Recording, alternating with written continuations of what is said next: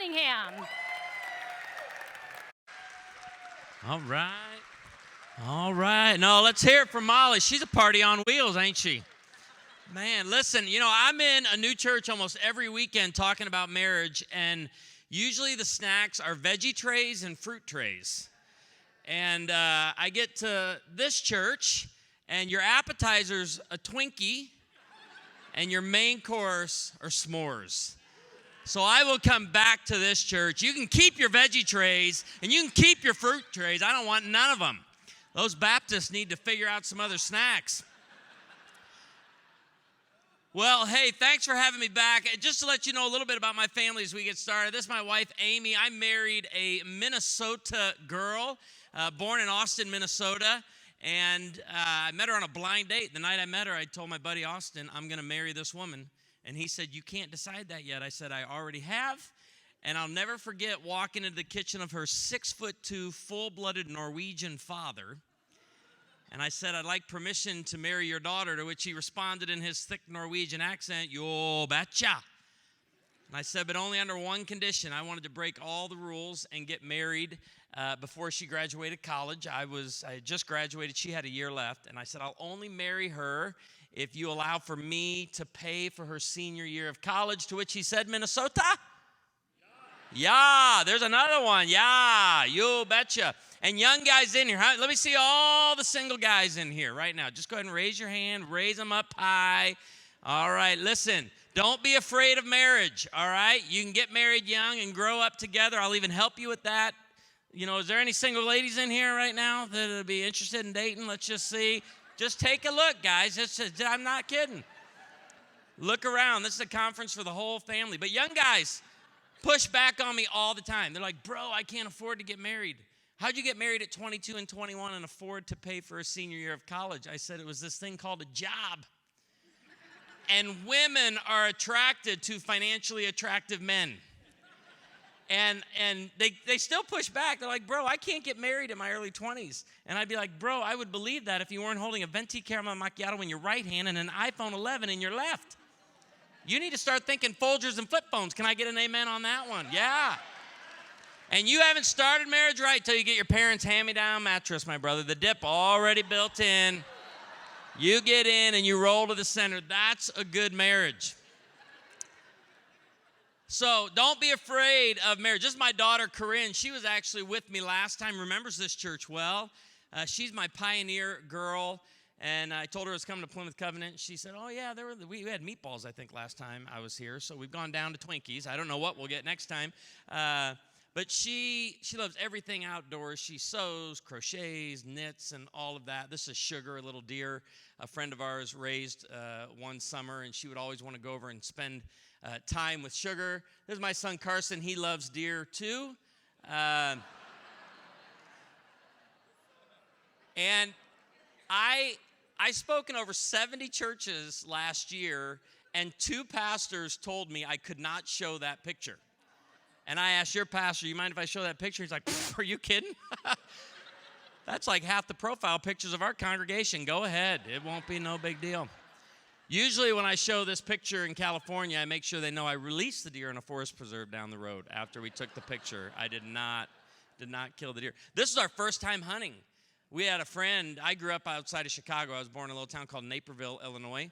And my friend said, I want to take you and Carson hunting. And I said, well, I've never been. I don't even own a gun. And he said, no problem. So he spent a year teaching Carson how to shoot. And on our first trip in Oklahoma, this 11-point buck walks out of the woods.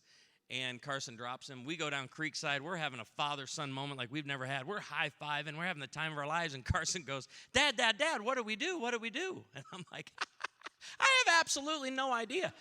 But I think, according to the movie Red Dawn, you got to take a bite out of its heart. That's where I think we're going with this thing. And you got to smear blood on your face. I think that's where we're going with it. But anyway, that's Carson. So as we talk about reconnecting, recharge, refocus, I want to talk to you about one skill that I believe accomplishes all of that. It's one thing I think we're missing in our culture today, and it's the skill of listening. The ability to listen, to lean in, maybe not take ourselves so seriously, lighten up a little bit, and listen. What would happen in your relationships? I'm here to tell you, not only will your relationships reconnect, but you want to recharge a hurting relationship right now. I've just learned this from personal observation and experience, to keep my mouth shut and my ears inclined toward that person. I, about 2 years ago, really was convicted by being a poor listener, because I'm a communicator, so I'm always doing this. And I went to lunch, and it was my son and my daughter with, it was just them for the first little bit, and then Amy came, and we all sat down, and I was waiting to ask them this question. And I said, on a scale of 1 to 10, scale of 1 to 10, it's a question I want you to ask yourself tonight. I asked them, how am I doing as a listener? And my wife immediately said 5. I said, well, why don't I give you the lunch hour to think about it? I don't need an answer right away. And she said, no, I'd give you a 5. And this I knew that was the right answer. I knew that's where I was in my listening. And my wife is good at bailing me out when she knows something's weighing on me. And she said, Ted, but you know what moves you from a 5 to an 8? And I leaned in, like, what? She goes, when we have your undivided attention. When we have your undivided attention, then you move to an 8. I want to show you what undivided attention is. It's the Old Testament term, incline the ear. God, through the prophet Isaiah, used this term when he wanted his children to listen to him. He would just simply say, incline your ear to me. The psalmist, when he's lamenting, and a lament has 3 parts. I am hurting, the enemy is winning. God, you seem to be distant and you're not listening. And so the psalmist says to God, incline your ear to me. In Proverbs, we read a dad who's trying to impart wisdom to his children. And I always picture him sitting on the edge of a bed and telling his son, incline your ear to the instruction and the wisdom I'm about to share with you. And here's all incline the ear means. That's it. I just went from a 5 to an 8 by... Will you practice it with me? Just practice it. Incline your ear. Give that look. Now, guys, you want to go from an 8 to a 9? You want to go from an 8 to a 9? Say these words. Tell me more. You're almost an expert listener.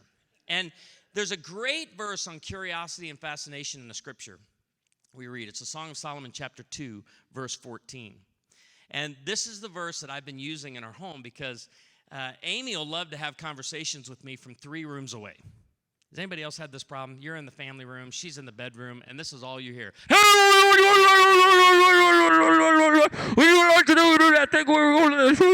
And how many of you respond with, what? And right back to, not anymore. This passage says, my dove. And guys, if you don't have a pet name for your wife, go with my dove. And when you want to call her out of the bedroom, this is all you do. Coo. Coo. I was just in Louisiana, and a guy came up to me and goes, Pastor, you start doing that around here, you'll get shot. You don't want to. And some of you are like, man, he's talking a lot about guns in this talk. My dove in the clefts of the rock and the hiding places on the mountainside. The idea here is curiosity and fascination. Wanting to get to know someone, wanting to draw someone. It doesn't say my mountain lion or my snake. Understand what my dove is. My dove is gentle and tender. I want to get to know you. I want to draw you out. I'm not going to go in there like this.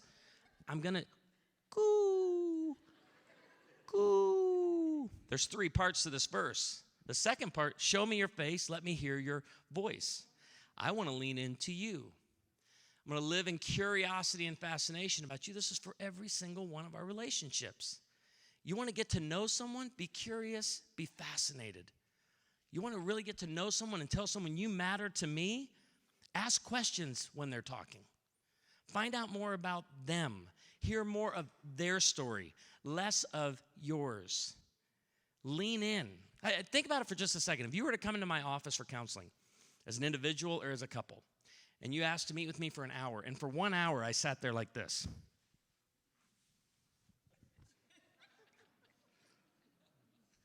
That's called reclining the ear.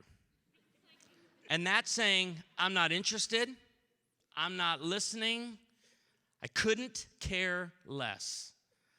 This is my gentle, tender dove, show me your face, let me hear your voice. And when I do see you, when I do get to know you, when I do hear you, for your voice is sweet and your face is lovely. This is emotional safety. When you get to know what's really going on in the heart of someone, it's saying, I'm going to be safe. It's like we train our prayer team.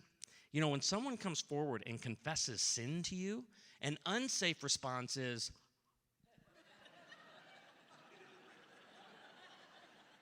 I can't believe that. What are you doing at this church? That's unsafe. Safety is saying, okay, I'm hearing you, and the way I respond right now, the way I care for your heart when I get to know you, okay? When you are vulnerable with me, and by the way, we live in a culture that says intimacy equals vulnerability, and that is not true.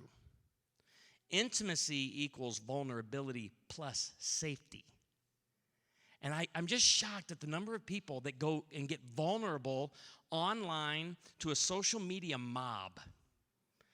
You're not being met with safety, and then you react when they come at you. They're not safe people. Right? Intimacy is when you're vulnerable and you feel safe. And now, to me, I want to be in that 7, 8, 9 category as far as a listener. I want people to return to me. I want my wife to want to talk to me and share deeper from her soul. I want my children to share with me about their day. I want people in our church to feel safe as they talk to me.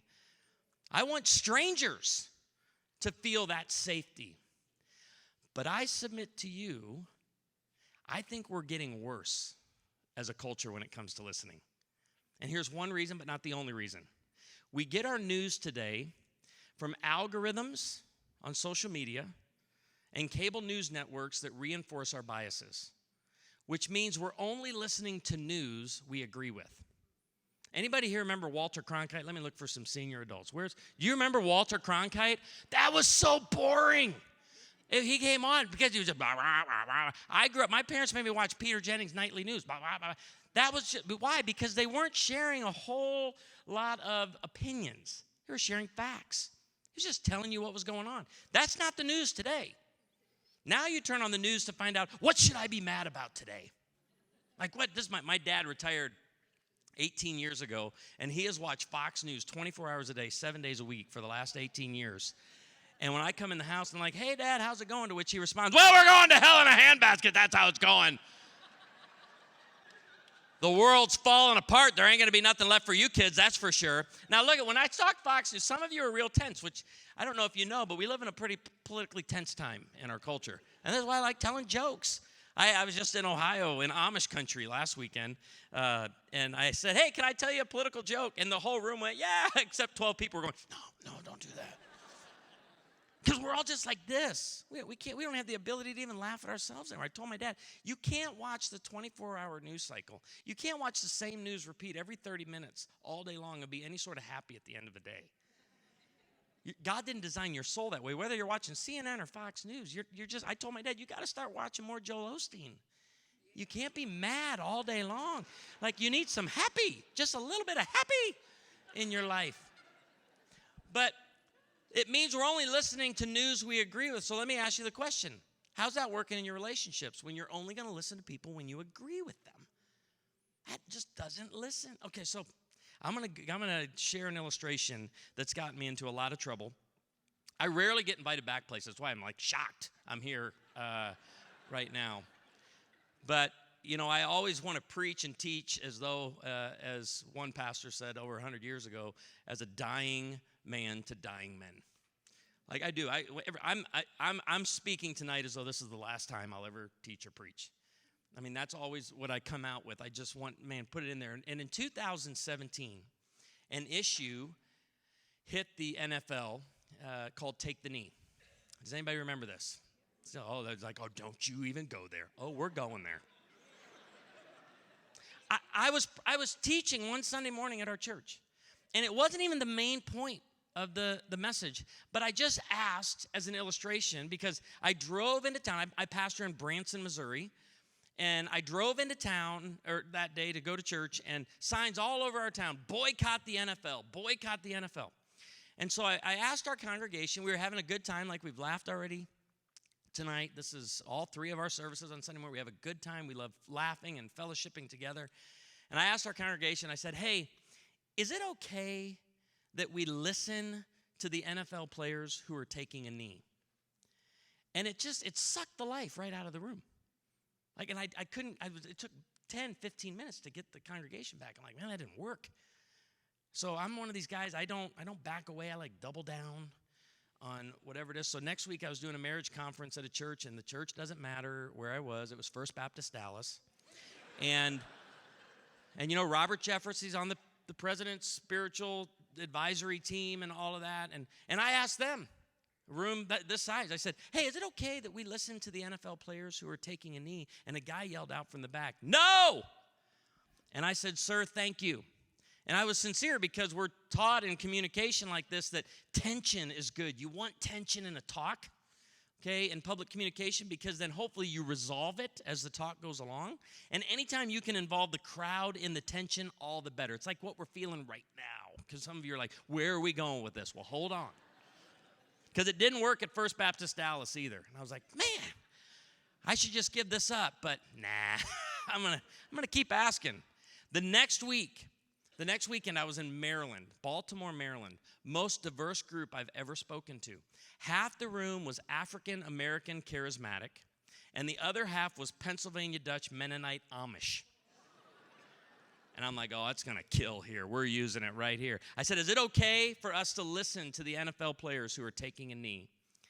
And it sucked the life out of the room for the 3rd weekend in a row. And I was just disheartened by it, because I had places I wanted to go with it. After that session, I came down, and a Korean War veteran walked up to me. And he said, Pastor, I just want to say thank you for this weekend. My wife and I, we haven't laughed this hard in a long time. It's been enjoyable. We've learned a lot. He said, but I got to tell you something. I couldn't disagree with you more on your stance with take the knee. So I listened, because I just finished a whole session on it. And I said, sir, I need to say 2 things to you. And he said, okay. So number 1, I said, I pastor in Branson, Missouri.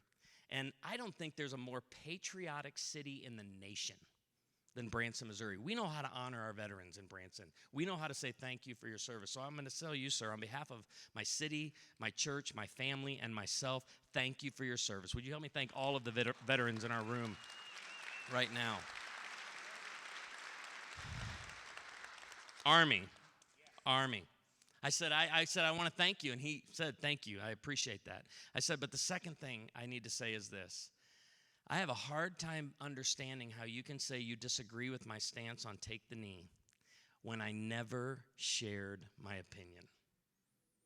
And we both just kind of stood there in awkward silence. I said, do you mind if I kick off the last session with this exchange? And I took his silence as consent.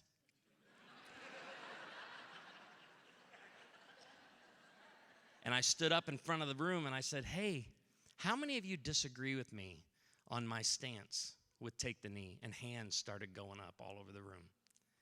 And I mean, much like this right now, I called on somebody to go, hey, would you mind coming up here and sharing with the room my opinion on take the knee? And we all just kind of sat there in awkward silence. And I said, the scripture speaks directly to this in Proverbs when it says, to answer before listening, that is folly and shame. But isn't that what we're doing today? I don't even want to listen to you. You know what social media has allowed us to do? Social media has allowed us to be people who express our opinions without sticking around for a conversation. And it's not healthy for any of our relationships. And so I shared with him more. And my father-in-law, I told you about him, Norwegian, grew up in Austin, Minnesota. And Denny, he's 72 now, and he absolutely trips me out because he sits there at the end of our farm table at Thanksgiving or Christmas. And as he's eating, I mean, he loves to eat. He's eating. If something is said that he disagrees with politically or something going on in our town, he just looks up from his plate and goes, wrong. And I love that because, we in church have always given people the opportunity to say when they agree, amen, that's right, or laugh, or preach. We've never given people the opportunity to tell us when they disagree with us. So I've told our congregation, if you don't like something I'm saying, just yell up, wrong! And you have permission to do that as well. But only for me tonight, not continuing. But I told my father-in-law, I go, there's no talking points? You got no follow-up? He goes, nope, just want you to know where I stand. I said, that's social media. Social media, like if I come by afterwards and the five of you are talking, and I know what you're talking about, and I walk by and I just I spew my opinion on you and keep going, you would say rude. But that's what we're conditioning ourselves to do today, to become great at expressing opinion. And so I love these word pictures in the scripture. As a great listener, I want to become a person of understanding, a person of insight, as Proverbs 20 and verse 5 shares. One has insight, is able to draw out the deep waters of another person's heart. You want to draw out the deep waters of another person's heart? You sit down, you lean in, and you listen. Listening says, I want to get to know you. Listening says, you matter to me. Listening is more than just expressing opinions. A fool takes no pleasure in being a person of insight or a person of understanding, according to Proverbs 18:2, but only in expressing his opinion. And here's the bottom line, couple things. Healthy people aren't threatened by the opinions of others. And see, some of you right now, you can't hear another word I'm saying because you want to know what my opinion is on take the knee. And you're just like, if you don't tell us, I will not hear another word you say. I am not going to share it just to allow you to practice for the rest of this talk what we're talking about. Because don't you see this on social media all the time? I heard, there's a gentleman now, well-known, but has cancer. And people can't just say, I'm praying for him. They have to lead out with, I don't agree with him on everything, but I'll pray for him. We have to do that now with almost everybody. I don't agree with this person on everything. And I told Amy, I go, maybe that's how you and I should start introducing each other at parties. Hey, I'd like you to meet. Well, first of all, no, I don't agree with her on everything, but this is my wife. You laugh because it's absurd. But why do we feel the need to do that with every single person? Like, that's where we're at. We have to let people know instead of just listening. Healthy people aren't threatened by the opinions of others. And here's two things. Please hear this. Listening to you doesn't mean I agree with you. It just means I'm listening. I've heard people say, well, with the whole take the knee thing, Ted, it's easy for you to say, but it's hard to listen to someone when they're not respecting you. I said, well, good luck being a parent. Because you're going to have to learn that skill as a parent, too. And here's the big one. I really wish our church could get back to this right here. Disagreeing with you doesn't mean I hate you. It just means I have a different opinion. It means I don't see it the way you do. Can we get to a place where we listen to people we don't agree with? Can we slow it down, listening to you, disagreeing with you? So I want to do this. It's kind of fun. It's fast. But I want to go through 15 types of bad listeners.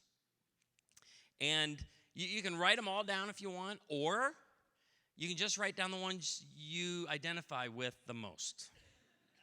And I'm here to tell you, I'm 6 of these 15. And this list has helped me. And it was 12 for a long time, but it's events like this where people would come up to me, you missed one. And I love that because they're being honest if they are talking about themselves. But here's 15 types of bad listeners. It's when we begin to recline the ear rather than incline the ear. The first one is the nodder. This is a person who took a management course at work where they were teaching emotional responsiveness. And that's a secret to great communication. Giving emotional cues to let the person talking know, I'm with you. I hear you. We do it on our mobile devices all the time. If someone's just on the other end of the phone, you every now and then just have to make some, guttural noise. Just so they know we haven't lost connection. But that's an emotional cue, okay? The nodder is the person who learned in the management course how to give emotional cues, but they didn't quite get the balance in that. And when you're talking to a nodder and the whole time they're doing this, oh, yeah, oh, yeah. It shuts down the conversation, doesn't it?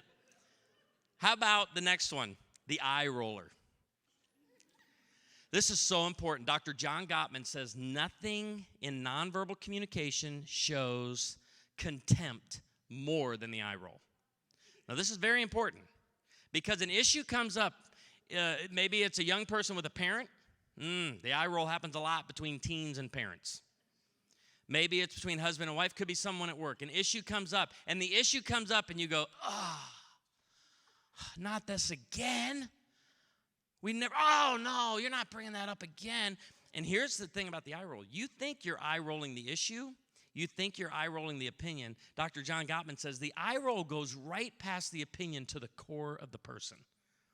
And you think that nonverbal would say, this issue doesn't matter to me, but you know what the other person sees with the eye roll? You know what the other person hears with the eye roll? I don't matter to you. I'm not worth the energy to have this conversation right now. I'm not worth it in your eyes. The eye roller. How about the eye wanderer? You're having a conversation and they're looking for something better to do. Like just, okay, what else could we be doing? That's kind of close with the board. The lights are on, but no one is home. And someone checks out of the conversation. Pastor Bob was just talking about this in his breakout. Just that whole, ladies sometimes giving way too many details in the story. Way too many details. And the guy's just like, whoa, okay, all right. And they start to go and gets that bored. And you're like, hey, step back to it. I'm still developing the plot and the scenery. The distracted. There's two ways we're distracted. We're distracted by our minds and we're distracted by our environments. And this is why if Amy and I need to have serious conversation over lunch or dinner out, I don't like going to busy restaurants. One, we're a town of about 10,000 people, a church of about 2,000 people. I'm always going to meet someone from the church. And Amy says, you love engaging tourists because tourists have zero expectations. They want nothing from me. But when I see a church member, I'm usually like, and the only reason for that is because I know whatever it is, they're going to, and you have wait staff and all of that coming. So always think through your environment when you're wanting to listen to someone. And with our minds, our lists, our errands, problems from the day, replaying past hurts, dealing with our fears, the watch glancer. This is the person that's waiting for the conversation to wrap up. And I love the new watches, because they don't turn on until you make a certain movement. It's not as easy to do what you used to do. We had all sorts of ways to check the time. The scroller, and I want to say two things about this because if you've been in conversation with anyone lately and you're in the middle of sharing your heart and they pull out their phone and they start scrolling, and I know many of you go, that is just rude. My teens tell me, Dad, it is to your generation, but you need to understand we're thinking of something that can add to the conversation. This is what they say, like a meme or something. And we want to, that reminds me. And so you'll see young people going back phone. We have to understand it's a new way of communicating. But can I encourage you, like if you have to have heart-to-heart talk, like for us, the dinner table is a tech-free zone. Can I just encourage you in your homes to establish some tech-free zones? Maybe even create a tech-free drawer. We had this when our kids were really young. We'd pull out this drawer. It was empty, and all the technology went in, and we would declare, we're going tech-free for 3 hours. And we'd bring remotes and games and phones, and we'd put them in the drawer. We'd shut the drawer, and we'd all just stand there and look at the drawer. Carson would be like, how long's it been, Dad? About 5 minutes. We've been here about 5 minutes waiting to do it. But just create some space in your life, okay, to be free from all of that. The one-upper. Trying to have a conversation with someone, and they're just going to let you know they're a little bit better at that. Oh, you know where I went on vacation? Oh, I've been there multiple times. They're just always one. It can be in your family, can be at work. Here's one we don't talk a whole bunch. A lot of us understand the one-upper, but we don't get the one-downer. I pastor in Branson with a lot of senior adults, and they're always one-downing each other with physical ailments. Man, I'm not feeling really well. You're not feeling well today. You have no idea what I've been going through and what the doctor told me. I mean, it's like, I'm like, well, I'm not competing with you. I was just telling you something going on with me. Or you come home from work and you say, that was kind of a rough day. You have no idea what a rough day is. That's the one downer. That's the person that automatically takes the conversation over. How about the over-validator? The over-validator. Church, we have to learn how to do this. My friend that added this, dear friends of ours, they live in the Netherlands right now. He's stationed at the embassy there at The Hague. And they've miscarried 3 times now over the last several years. And she said, Ted, can you get the church to get better at learning how to rejoice with those who rejoice and mourn with those who mourn? They're well-meaning. They just don't know how to mourn with people. And he said, as I laid in the hospital room recovering from this 3rd miscarriage, believer after believer came into the hospital room wanting to tell me their story of pain, wanting to explain to me, I've been there. I know exactly what you're going through. She said, Ted, I finally put my hands up to one lady, not to be mean, but I just said, ma'am, the burden I'm carrying right now is so great. I have no capacity to carry any of yours with you right now. And she said, boy, if we could just learn how to be present, if we could learn how to just be present and practice the ministry of presence rather than someone sharing something in their heart. I get empathy. I get the relating, walking a mile in someone's shoes, but sometimes it just doesn't need your input that you have felt that exact same thing to just be there. Just listen. The bottom liner. Pastor Bob talked about this in his session. Let's get to the end here. Let's land the plane. Okay, and this is what a lot of people are wanting. My father-in-law from Minnesota, he really gets caught up in the body of the story. And sometimes I'll just joke with him and be like, hey, let's bring this thing in, for a landing here, right here. Let's just get it on in there. And a lot of times the bottom liner is like, I have enough information to solve your problem. I have enough information.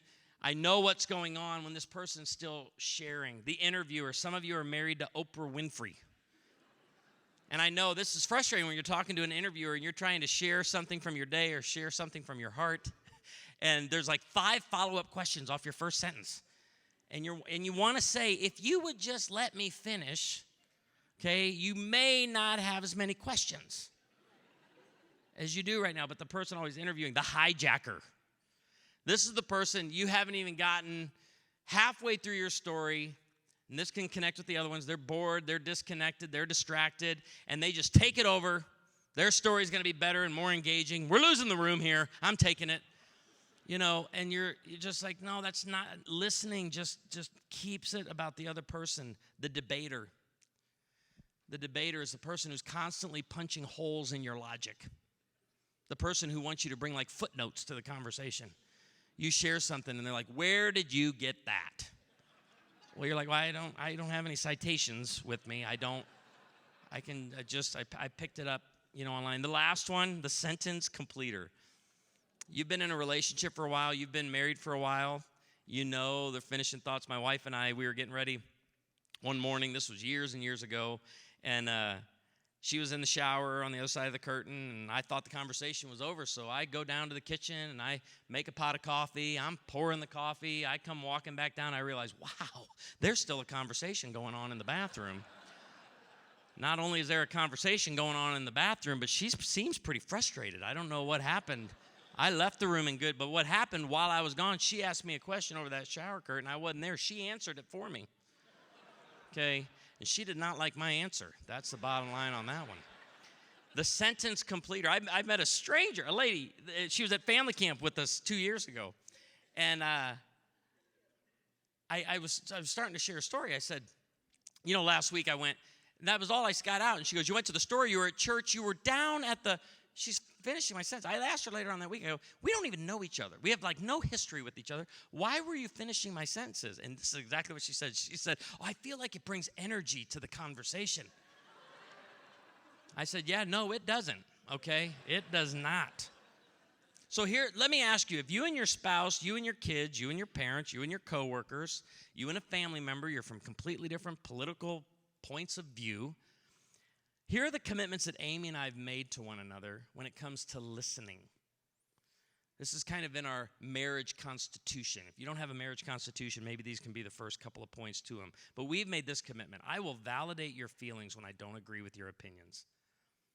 I will listen. I will lean in. I will keep my mouth closed. I will be distraction-free, kid-free, right? Technology-free. I will listen. I will understand what you're saying, and here's the best way to find out if you understand what the other person is saying. Just repeat back to them word for word what they're saying. Have you ever done this with your spouse? You repeat back word for word, and your spouse goes, that's not at all what I just said. You're like, well, I'd like to go back to the court reporter for just a second. Read me the last 3 lines. That was verbatim. The problem is you put it in your body language and in your tone. Remember, with communication, even when you're listening, you're communicating. Because 93% of communication is nonverbal. 7% is in words. It's in the tone of voice. I want to be able to validate what my wife is feeling when I don't agree with their opinions. I walked in the closet last January, and Amy was standing there holding a sweater. I said, babe, what are you doing? She goes, shh. She said, I'm asking it the question, do you spark joy? Wrong, whoever just said right over there. I said, well, what happens if it doesn't spark joy? I'm supposed to say thank you, give it a kiss, put it in the donate discard pile. She said, I'd like you and I to do this. Now, I believe I speak on behalf of men worldwide. When I tell you, we ain't asking the question about our jeans, do these spark joy? We're asking, do they fit?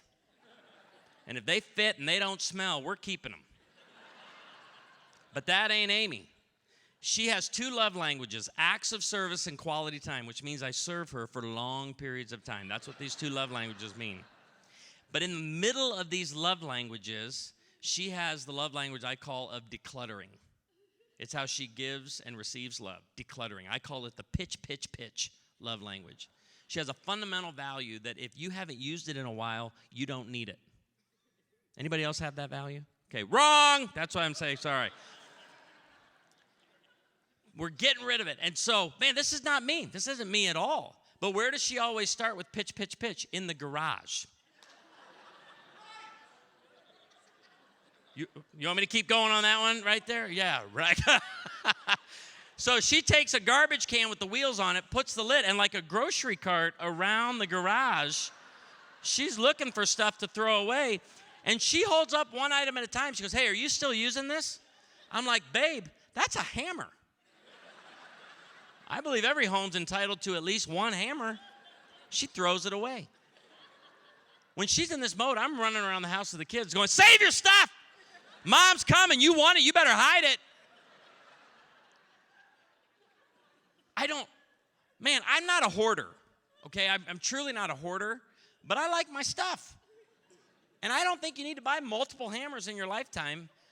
I mean, just when I thought I got rid of Chip and Joanna Gaines on Fixer Upper, listen, I ever meet Chip Gaines, I'm going to punch him right in the face. I hate that man and everything he stands for.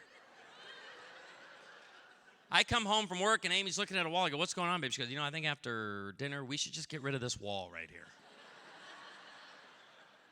That's Chip and Joanna Gaines. I had to get online and find a term to save our marriage. You know what the term is? Load bearing. Every wall in our home is load bearing. You can't touch one or the whole house comes down. I have to tell her, hey, I can't take down any walls. I don't have the skills nor the tools to be taking down walls. But, so we don't agree on this at all, opinion-wise. But I need to sit down and find out, why are you feeling this way? Okay, here we go. Why do you want to throw away everything we own? And here's what she says. Ted, when you pull out of the driveway, I have a truck, and it is full of stuff. She goes, it's like a weight being lifted from my very soul. Tell me more. Ted, I can't explain it, but especially like after Christmas, that's why we do this in January. The walls are coming in on me.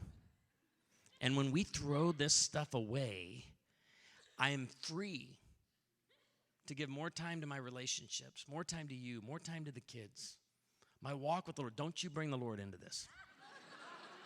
But no, I have to. But see, I'm listening because now, listen, when you listen, understand, and the last one, validate, all you're doing is saying to the person you're listening to, okay, I'm here.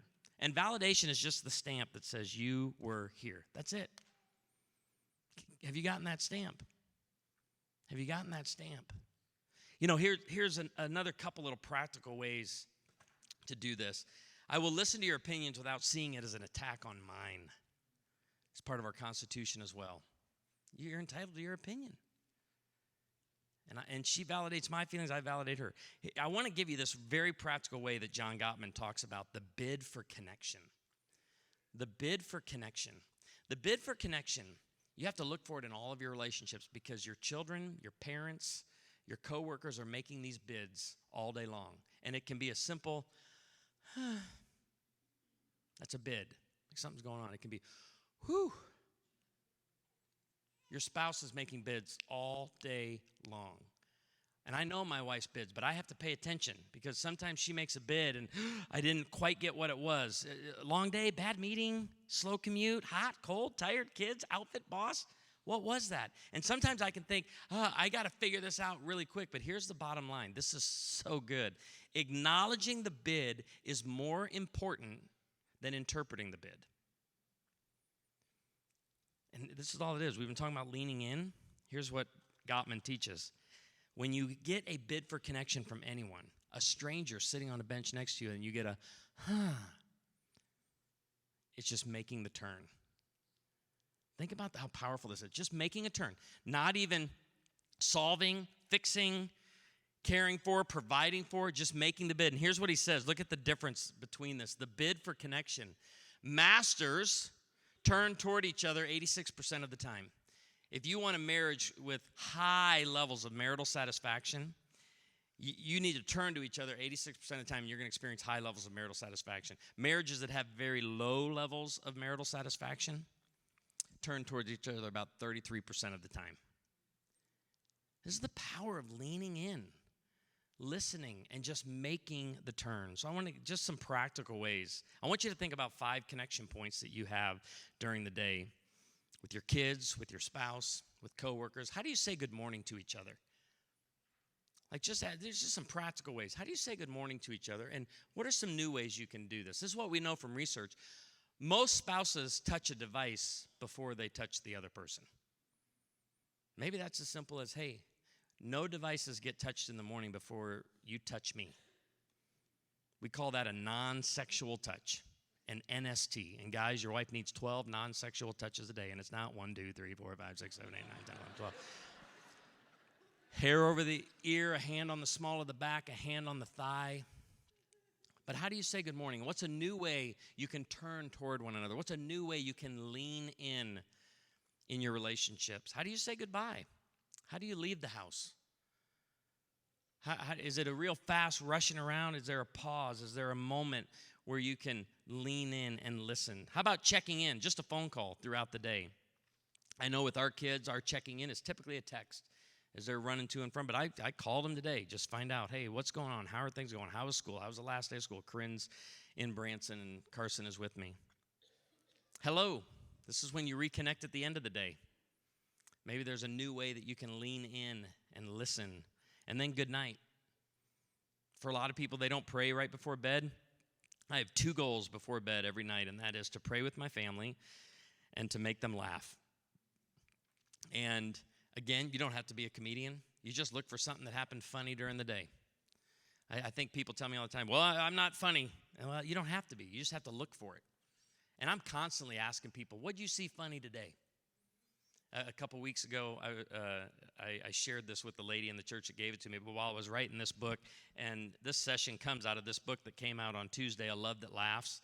Listen, or lighten up, cut loose, and enjoy life together.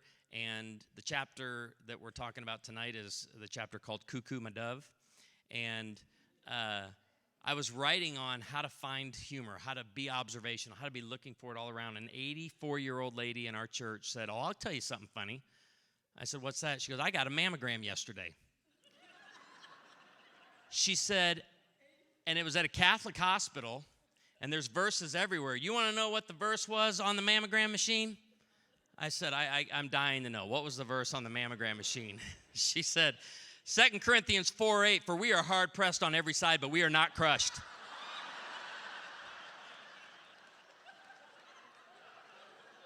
Listen, that's funny. That even made that guy in the white beard smile a little bit. You just a little bit. I got a little bit out of you. I didn't even write that joke. Somebody saw it. Find ways to reconnect at the end of the day, and I can't leave you. Well, let me do this first. So, a love that laughs. I'm going to give it to the couple in the room. I saw you shake your head at me when I talked about Walter Cronkite. I wasn't offending Walter Cronkite, so I'm going to give you a love that laughs. There you go. Yeah, okay, you get a love that laughs. You don't have to pay for it. Go to the table and get it. Chapter 2 is 38 benefits of laughter, but I've had so much fun writing that one. Last time I was here, I spoke on fun loving you, enjoying your marriage in the midst of the grind. That book focuses on humor and laughter. This book focuses on quality time and how to bring more quality time to your marriage. So married couple right there, I'll give it to you. There you go. From anger to intimacy, I'm talking about this in the morning. Okay, real angry person over there in the corner. Wow, they're usually not that open, but Pastor, you have a very safe church here. I love that. I'm angry, I want it right now. Okay, all right, here we go. But anyway, I'm talking about this book tomorrow, so will you be here tomorrow? Okay, so here you go. Give that. No, you feel safe. Okay, and I picked on the guys, but are a lot of singles down here? Do I see any singles? So this is the book, Young and in Love, Challenging the Unnecessary Delay of Marriage. I'm not telling you to rush marriage. I'm not for rushing marriage, but I'm completely against the unnecessary delay. So who wants to be married? Okay, I saw you earlier. Were you the ones with the buttons buttons on your backpack? Yeah, okay, there you go. So there you go. I stopped you, and there you get a free book. And then Trophy Child, Saving Parents from Performance, Preparing Children for Something Greater Than Themselves. I like to give this to any parent who's been kicked out of a child's activity or sporting event for yelling at a ref. Or you have? Okay, I'm going to give you, but this deals with 7 parenting motives if you want to deal with the gut checks. And I can't leave you, as a pastor in Branson, I can't leave you without us singing a little country music together. So if you know this song, I'll get it started, but I want you to sing it. Several people have done this. The smile on your face, you know it. There's a truth in your eyes, a touch of your hand. Now, just the husbands. Now, you say it best when you say nothing at all. Now, I want to show you how all of this is in the scripture. Smile on your face. A happy heart makes the face cheerful, but heartache crushes the spirit. We just talked about reconnecting at the end of a day. And guys, I just want to give this to you. I want you to change how you come home every night. And I know it's been a long day, but just have fun with it. I want you to find where your wife is. Let's say she's in the kitchen and you walk in. I want you to just walk in with your best Joel Osteen. Does everybody know what I'm talking about? I do not have a resting smile. My wife has told me that. You know, when you teach and preach, you look mad a lot. And she goes, so just kind of catch yourself and smile as you're talking. And I do. So I'm going all the time, and I'll catch myself, and I'll go, how natural does this look, right? Okay, let's look at the next part. Very important. I'm going to give the guys I want to build. Truth in your eyes. Bright eyes, gladden the heart. So I want you to announce yourself in the room. Bright eyes and a smile. And then watch this. I love this from the Song of Solomon. The touch of your hand. His left arm is under my head, and his right arm embraces me. Watch this. Do you see that? So here's how I want you to walk into the house. The next time you've been apart for any time, I want you to walk in. Bam, right there, right to the top of the head. Bring her down to here. Put your arm around her. Bring her in good and tight. Look her in the eyes and say, coo, coo. Love y'all. I look forward to tomorrow, the breakouts and the main session. I'll be out at the book table with my son.